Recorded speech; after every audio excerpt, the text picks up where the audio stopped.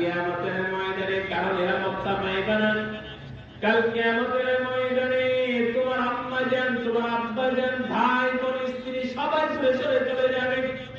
এমনকি তুমি যে নেতার জন্য জীবনের যৌবন, জীবন, অর্থ সব ব্যয় করে দিয়েছ, সেই নেতাও কিন্তু হাসরের ময়দানে তোমার পাশে থাকবে না। ওই নেতাও ইয়া নাফসি বলবে। ও ভাই, যার পিছনে দৌড়াইলা, পিছনে দৌড়াইতে দৌড়াইতে তুমি যুবর চলে গেল, আসর চলে গেল, মাগরিব এশাও চলে গেল, আল্লাহর হুকুমটুকু তুমি মানতে পারো নাই। মনে রাখো, কাল কিয়ামতের ময়দানে যার জন্য তোমার জীবন যৌবন কাটাইলা, কেমন তোমার পাশে থাকবে না। এই জন্য আল্লাহ বলেন, কাল কিয়ামতের ময়দানে যে ব্যক্তি দুনিয়াতে থাকা অবস্থায় আল্লাহর ভয় করবে রাখতো, 5 পুরস্কার থেকে প্রথম পুরস্কার হলো হাসরের ময়দানে আল্লাহ তাকে নিরাপদের চাদরে ঢেকে ফেলবো। আল্লাহু আকবার। আল্লাহর নিরাপত্তা যদি আমাদের উপরে এসে যায়, আমাদের কোন ভয় আছে? ভয় থাকতে পারে? 1 নম্বর পুরস্কার যারা আল্লাহকে ভয় করবে, আল্লাহর নিরাপদের চাদরে কি তারা বেষ্টিত হবে।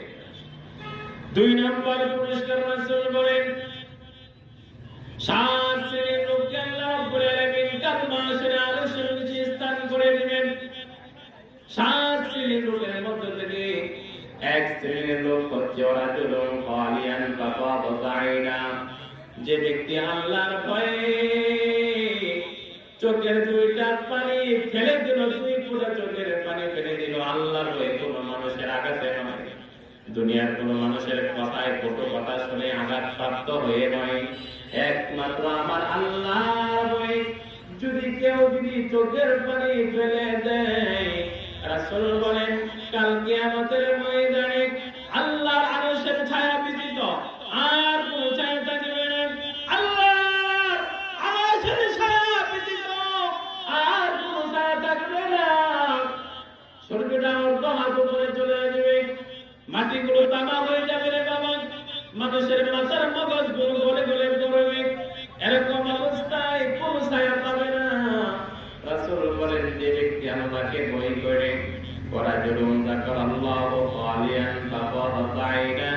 আল্লাহকে স্মরণ করে, আল্লাহর ভয় করে দুনিয়াতে চোখের পানি বানাইতো, আল্লাহ রাব্বুল আলামিন কাল মাশরে ওই বান্দা বান্দির উপরে আল্লাহর আরশের ছায়া দিয়ে দিবে।